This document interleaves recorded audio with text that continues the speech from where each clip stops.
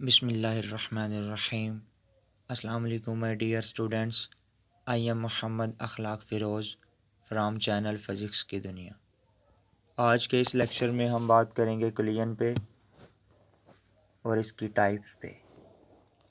Collision क्या है? Mutual action of two objects. दो ऑब्जेक्ट्स हैं, ऑब्जेक्ट्स को बॉडीज़ भी कह सकते हैं आप। M1 है, M2 है। म्यूचुअल एक्शन होने का यह मतलब है कि बाहमी अमल।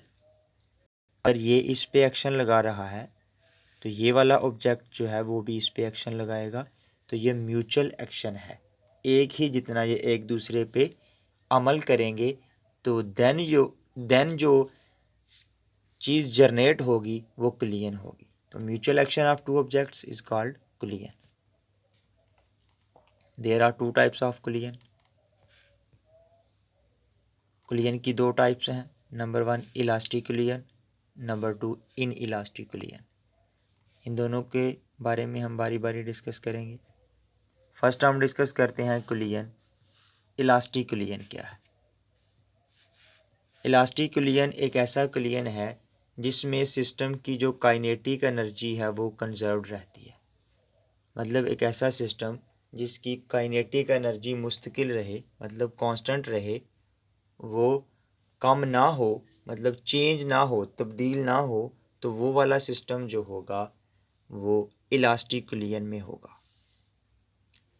अब एक बात और आपने याद रखनी है कि इसमें मोमेंटम जो है वो भी कांस्टेंट रहेगा। एग्जाम्पल पे चलते हैं इलास्टिक कोलिजन की। फर्ज कर लें एक हार्ड बॉल है, एक सख्त बॉल है, वो किसी हाइट पे पड़ा हुआ है। ये कोई बॉल है, ये मार्बल फ्लोर है। मार्बल फ्लोर होने का क्या मतलब है कि यहाँ पर फ्रिक्शन नहीं है। फ्रिक्शन क्या है? यह आप पिछली क्लासेस में पढ़ चुके हैं फ्रिक्शन के बारे में, कि दो सतहों के दरमियान जो मज़ाहमती फ़ोर्स है या रुकावटी फ़ोर्स है उसको हम फ्रिक्शन कहते हैं। तो मार्बल फ्लोर का मतलब यहाँ पर फ्रिक्शन ना होने के बराबर है, कोई भी रुकावट नहीं है।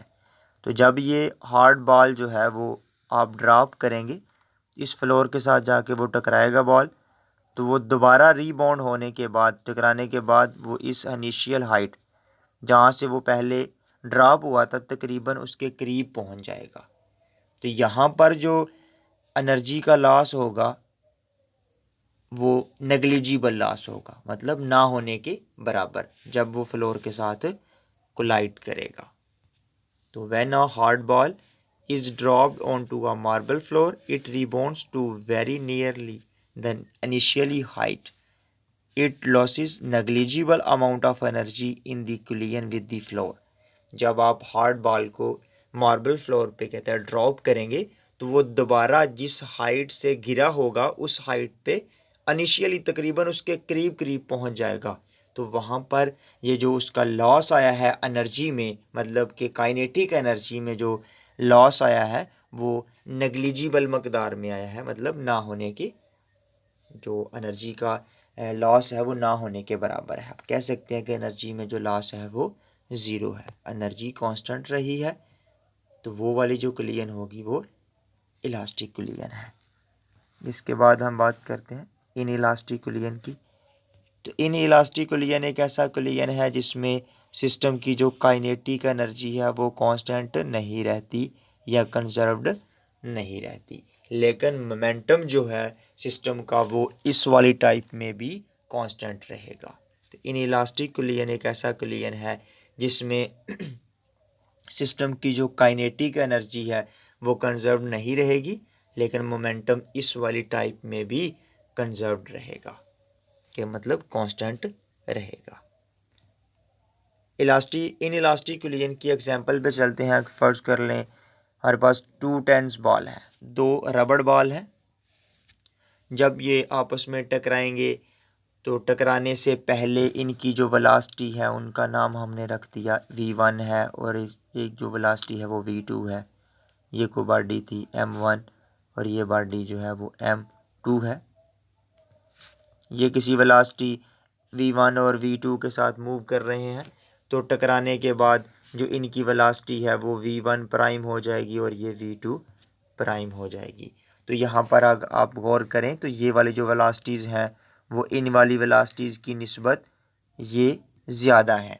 तो टकराने के बाद इनकी वेलोसिटीज़ में जो है वो कमी आएगी, इनकी जो हरकत है वो कम हो जाएगी, मतलब जो वेलोसिटीज़ हैं वो कम हो जाएंगी। तो जब वेलोसिटीज़ कम होंगी तो इनकी काइनेटिक एनर्जी कम हो जाएगी, is equal to 1/2 mv²। Velocity के कम होने की वजह से काइनेटिक एनर्जी भी कम हो रही है, इस फार्मूले से आप देख सकते हैं, क्योंकि वेलोसिटी की वैल्यू कम होगी तो काइनेटिक एनर्जी भी कम होगी। अब law of conservation of energy कहता है कि एनर्जी को ना आप पैदा कर सकते हैं ना ख़त्म कर सकते हैं। तो ये काइनेटिक एनर्जी हम इस वाली एग्जांपल में कह रहे हैं कि कम हो रही है। तो वो जो एनर्जी कम हो रही है वो कहाँ पे जा रही है? तो ये एक कंसेप्चुअल क्वेश्चन है, ये आपको जहन में रखना होगा कि law of conservation of energy कहता है कि energy can neither be created not destroy but it can be change from one form to another form. कि एनर्जी जो है वो कभी आप ना पैदा कर सकते हो ना ही उसको ख़त्म कर सकते हो, वो एक फॉर्म से दूसरी फॉर्म में चेंज हो रही है। तो यहाँ पर भी जो काइनेटिक एनर्जी है वो ड्यूरिंग दिस कोलिजन जो है वो कम कम हो रही है। तो वो कम होने के बाद कहाँ जा रही है? तो इसका जो कुछ हिस्सा है वो फ्रिक्शन को ख़त्म करने में इस्तेमाल हो रहा है और कुछ जो काइनेटिक एनर्जी का हिस्सा है वो हीट में चेंज हो रहा है और कुछ जो काइनेटिक एनर्जी होगी वो साउंड एनर्जी में चेंज हो रही है, लेकिन एनर्जी ख़त्म नहीं होगी। When two tennis ball collides, then after collision they will rebound with velocities less than the velocities before the impact। तो कहता है कि जब दो बॉल्स आपस में कोलाइड करेंगे, कोलिजन करेंगी, टकराएंगी, तो टकराने के बाद इनकी जो रीबाउंड वेलोसिटी आएंगी, टकराने के बाद वाली जो वेलोसिटीज़ होंगी वो कम हो जाएंगी टकराने से पहले वाली वेलोसिटी से। तो ड्यूरिंग दिस प्रोसेस, इस प्रोसेस के दौरान जो काइनेटिक एनर्जी का जो कुछ पोर्शन होगा वो लॉस हो जाएगा, लॉस होके फ्रिक्शन की फॉर्म में चला जाएगा और कुछ जो है वो हीट की फॉर्म में चला जाएगा और कुछ जो है वो साउंड एनर्जी में चेंज हो जाएगा। ये थी एग्जांपल इनेलास्टिक कोलिजन की। उसके बाद एक बड़ा ही इम्पोर्टेंट नोट है जो आपको एमसीक्यूज़ में पूछा जा सकता है, और यहाँ पर यह भी देखा गया कि जो मोमेंटम और टोटल एनर्जी होती है वो हर टाइप्स में, जो कोलिजन की तमाम टाइप्स में मोमेंटम और टोटल एनर्जी जो है वो कांस्टेंट रहती है। कांस्टेंट रहने का मतलब क्या है कि वो चेंज नहीं हो रही, तब्दील नहीं हो रही। टोटल एनर्जी में अब काइनेटिक एनर्जी भी होती है और पोटेंशियल एनर्जी भी होती है। टोटल एनर्जी का मतलब है sum of the kinetic energy and potential energy.